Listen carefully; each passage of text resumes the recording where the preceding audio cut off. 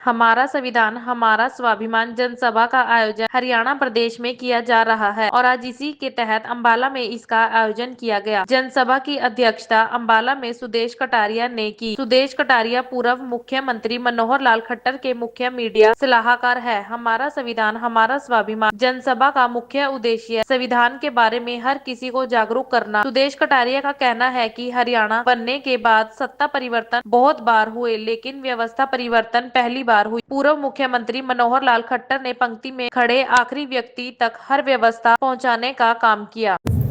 एक पूरे प्रदेश में हमने एक मुहिम चलाई हुई है। ये पॉलिटिकल मूवमेंट नहीं है, ये सोशल मूवमेंट है। हमारा संविधान हमारा स्वाभिमान संविधान सम्मान समारोह के रूप में पूरे प्रदेश में एक जिलेवार हमने एक मुहिम चलाई हुई है, जिसकी शुरुआत कुरुक्षेत्र की धरा से हुई। और उस समय इस कार्यक्रम में मुख्य अतिथि के रूप में हरियाणा प्रदेश के पूर्व मुख्यमंत्री, राजनीतिक संत, हाल में केंद्रीय ऊर्जा और शहरी आवासन मंत्री मनोहर लाल जी और केंद्रीय कानून मंत्री अर्जुन मेघवाल जी ने शिरकत की थी। इसमें हजारों हजार की संख्या में लोग एकजुट हुए थे और वहाँ पर एक संदेश देने का उन्होंने काम किया था।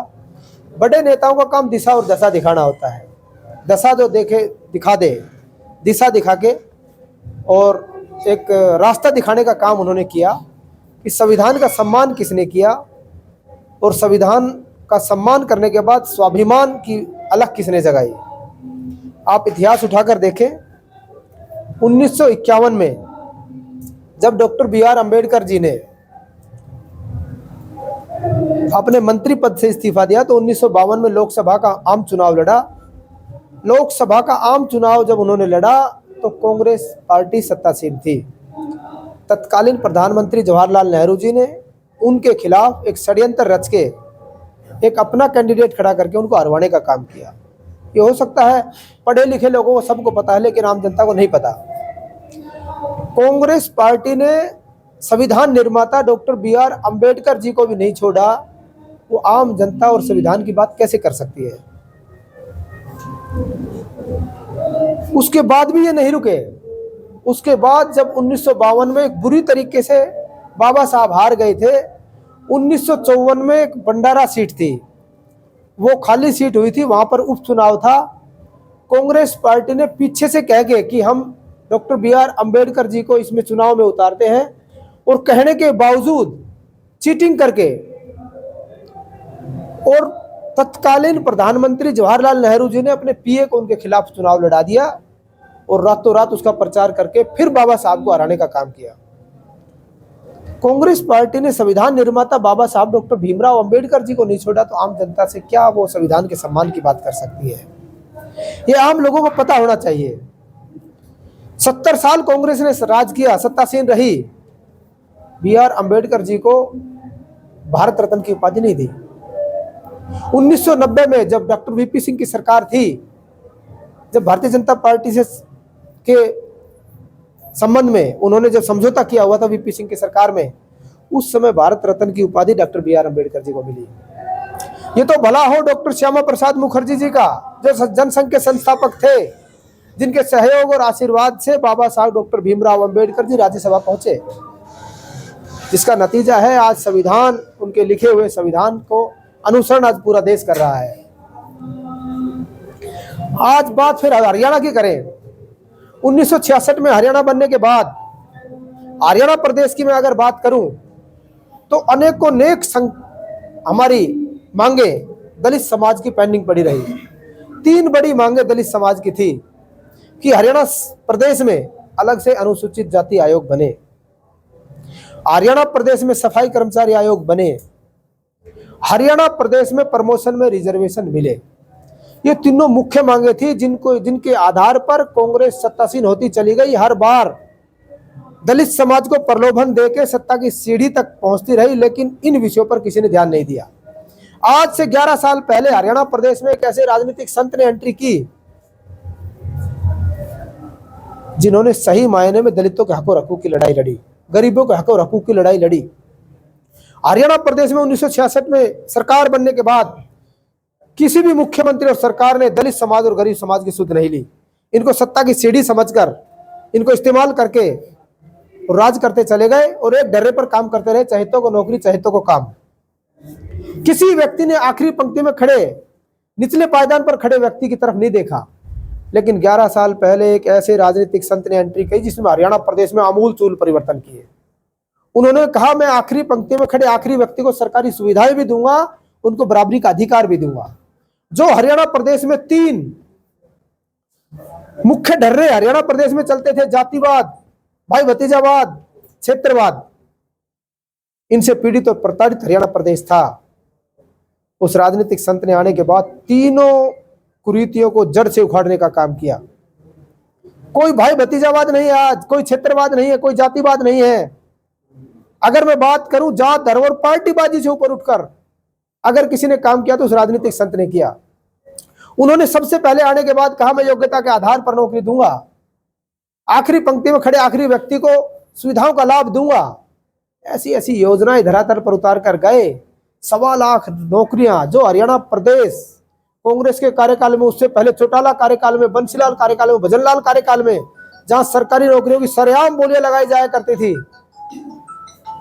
ऐसी कुरीतियों को उखाड़कर और योग्यता के आधार पर नौकरी देने का काम किया, जिसका नतीजा यह हुआ 1.25 लाख बेरोजगार युवा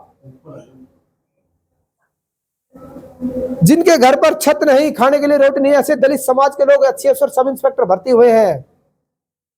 ये मनोहर लाल जी की सोच का नतीजा है। दलित समाज के लिए एक मील का पत्थर और दलित समाज के लिए आधुनिक युग का अंबेडकर साबित हुए हैं डॉक्टर अपने मनोहर लाल जी।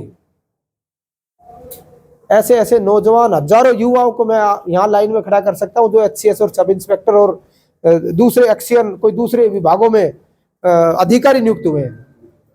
अगर मनोहर लाल जी की यह नीति काम ना करती योग्यता के आधार पर, तो दलित समाज को जो इतना हजारों हजार की संख्या में जो आज इकट्ठा हुआ है, वो इकट्ठे होकर इस प्रकार की नारेबाजी ना करती है। मेरा मामला और डॉक्टर कपूर साहब का और रवि का मामला नहीं है। ये मनोहर लाल जी की सोच का नतीजा है, जो हमारी एक आवाज पर हजारों हजार लोग इकट्ठे हो जाते हैं। ये मनोहर लाल जी के दीवाने लोग हैं। ये वो लोग हैं आखिरी पंक्ति में खड़े आखिरी व्यक्ति जिनको सरकारी सुविधाओं का लाभ मिला है। तो मनोहर लाल जी ने आमूल चूल परिवर्तन हरियाणा प्रदेश में किया, खास तौर पर दलितों के लिए। मैं आपको इतिहास उठाकर आप देखें, 1966 में हरियाणा बनने के बाद दलित समाज अंबेडकर जयंती, कबीर जयंती, वाल्मीकि जयंती झोली पसार कर 10-10 रुपए 5-5 रुपए इकट्ठा किए करते थे चंदे के तौर पर, तब ये जयंतियां मनाई जाया करती थी। लेकिन मनोहर लाल जी ने आने के बाद पहली कलम से कहा कि जितने महापुरुष दलित महापुरुष हुए हैं दलित समाज के, चाहे डॉक्टर BR अम्बेडकर जी हो, कबीर जयंती हो, चाहे वाल्मीकि जयंती हो, चाहे दूसरे महापुरुषों की जयंती हो, सरकारी तौर पर मनाई जाएगी। उन्होंने कहा कि पंचायत मेंबर से लेकर पार्लियामेंट तक का मेंबर जो सांसद है वो भी सरकारी तौर पर ये जयंती मनाने का काम करेगा। आज हमारे समाज की महापुरुषों की जयंतियां सरकारी तौर पर मनती है, किसी को एक पैसा चंदा मांगने की आवश्यकता नहीं है। हमारी झोली खुलवाने का काम भी उन्होंने किया। ऐसे ऐसे नौजवानों को आगे बढ़ाने का काम उन्होंने किया। जीता जागता उदाहरण आपके सामने मैं हूं। जिला गुड़गांव का सबसे दलित परिवार का सबसे गरीब आदमी हूं, कहने के लिए नहीं। कुछ लोग तो टीवी कैमरे के सामने कहने के लिए गरीब होते हैं, लेकिन मैं ओरिजिनल गरीब हूं। 4 बहन और 3 भाई हैं हम। 7 भाई बहन में से मेरा चौथा नंबर है। एक सबसे गरीब व्यक्ति को गुड़गांव से उठाकर अपनी मुख्य टीम में रखकर हरियाणा में भी एडवाइजर लगाना और केंद्र में मीडिया एडवाइजर की नियुक्ति करना, यह सबसे बड़ा जीता जागता उदाहरण है। ऐसे अनेकों नेक युवाओं को आगे बढ़ाने का काम मनोहर लाल जी ने किया, जिसका नतीजा है आज हजारों हजार की संख्या में लोग उनके विचारों को सुनने आए हैं। ऐसे आमूलचूल परिवर्तन मनोहर लाल जी ने हरियाणा प्रदेश में किए, जिसका दलित समाज परमानेंट ऋणी रहेगा, सदा सदा उनको याद करेगा। आज वही नतीजा है, तीसरी बार प्रचंड बहुमत से भारतीय जनता पार्टी की सरकार हरियाणा प्रदेश में बनी। ये मनोहर लाल जी की सोच और मनोहर लाल जी की दिशा और दशा जिस प्रकार से मनोहर लाल जी ने दिखाई, उसका नतीजा है कि आज तीसरी बार प्रचंड बहुमत से भारतीय जनता पार्टी की सरकार हरियाणा प्रदेश में बनी। और उसी के नक्शे कदम पर उनकी बनाई हुई नीतियों का अनुसरण करते हुए, उनको आगे बढ़ाते हुए हमारे आज के युवा और होनहार मुख्यमंत्री आदरणीय नायब सैनी जी उनके नक्शे कदम पर चल रहे हैं और आम आदमी के हक और हकूक की लड़ाई लड़कर गरीब व्यक्ति को राहत पहुंचाने का काम कर रहे हैं। कटारिया जी, ये जो हमारा संविधान हमारा स्वाभिमान, ये मुहिम आपने शुरू की है, इस मुहिम को शुरू करने के पीछे कहीं कारण ये तो नहीं रहा कि कांग्रेस ने लोकसभा 2024 के जो इलेक्शन हुए उसमें संविधान को एक बड़ा मुद्दा बनाया था? क्या उसको काउंटर करने के लिए श्रृंखला तो नहीं शुरू की गई? देखो, इसको कह सकते हैं आप, पॉलिटिकल व्यक्ति जो विश्लेषण करता है ये भी कह सकता है, लेकिन कोई व्यक्ति गरीब व्यक्ति को गुमराह करके सत्तासीन हो जाए ये भी तो गलत बात है। सच्चाई लोगों के सामने आनी चाहिए। गरीब व्यक्ति को पता होना चाहिए, आम नागरिक को पता होना चाहिए कि कांग्रेस का चाल चरित्र चेहरा क्या है। कांग्रेस ने किस प्रकार का कुकृत्य बाबा साहब डॉक्टर भीमराव अंबेडकर जी के साथ किया, किस प्रकार की घिनौनी हरकत उनके साथ की, किस प्रकार से उस संविधान निर्माताओं के पैरों में बेड़ी डालने का काम किया, ये आम आदमी को पता भी होना चाहिए। और 1966 में हरियाणा बनने के बाद यह भी पता होना चाहिए कि किस राजनीतिक संत ने दलितों के हकों हकूक की लड़ाई लड़ी। उन्होंने पहली कलम से कहा मैं अनुसूचित आयोग बनाऊंगा, और आज जीता जागता उदाहरण है, पहली कलम से अनुसूचित आयोग हरियाणा प्रदेश में बना और अनुसूचित आयोग आज हमारे बीच में काम कर रहा है। कहाँ गए चेयरमैन साहब, अभी आने वाले हैं। सफाई कर्मचारी आयोग काम कर रहा है। प्रमोशन में रिजर्वेशन लोगों को मिली है। प्रमोशन में रिजर्वेशन कहने के लिए छोटी सी बात है, लेकिन ये इतना बड़ा मुद्दा था कि हमारे समाज का कोई क्लर्क भर्ती होता था तो क्लर्क से रिटायरमेंट हो जाता था। लेकिन आज प्रमोशन में रिजर्वेशन देने के बाद माननीय मनोहर लाल जी की इस नीति के अनुसार आज कोई क्लर्क भर्ती होकर अच्छी रिटायरमेंट हो सकता है। ये उसका इतना बड़ा नतीजा है। तो मैं तो डंके की चोट पर पूरा दलित समाज कह सकता है कि आधुनिक युग के हमारे अंबेडकर माननीय मनोहर लाल जी हैं, जिन्होंने दिशा और दशा दिखाने का काम किया। योग्यता के आधार पर ऐसे ऐसे हजारों युवाओं को नौकरी दी जिनके घर पर छत नहीं, खाने के लिए रोटी नहीं। तो आज आधुनिक युग का अंबेडकर है। नॉर्मली जो इस तरह की मुहिम है वो विपक्षी दल शुरू करते हैं, जैसा लेडी जी ने कहा, तो क्या जुलूस गान करें कि सत्ता दल को इस तरह की मुहिम कि संविधान को लेकर इस तरह की, यही सोचने की बात है। यहाँ पुराना डरा चलता आ रहा है कि इस प्रकार की मुहिम को विपक्ष उठाए। क्यों विपक्ष उठाए? पक्ष वाले भी बताएं। आज 100 कोस भी चुनाव नहीं है। अगर कोई छोटा चुनाव नगर परिषद का, जिला परिषद का, विधानसभा का, लोकसभा का होता तो समझ में आती कि ये चुनाव के लिए कर रहे हैं।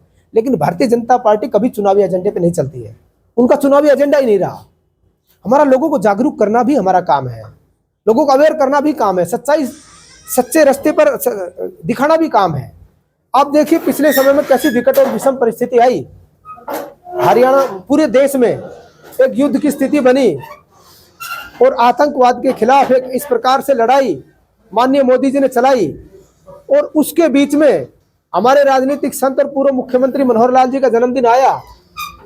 उन्होंने कितना बढ़िया संदेश हरियाणा प्रदेश में दिया कि ऐसी विकट और विषम परिस्थिति में मेरा जन्मदिन केक काट कर नहीं, ब्लड डोनेशन कैंप लगाइए।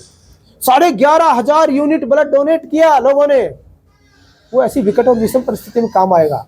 तो बड़े लोगों का काम, सत्तारूढ़ दल का काम ये नहीं है कि सत्तासीन होकर सत्ता के सुख भोगे, नहीं, दिशा और दशा दिखाना भी काम है।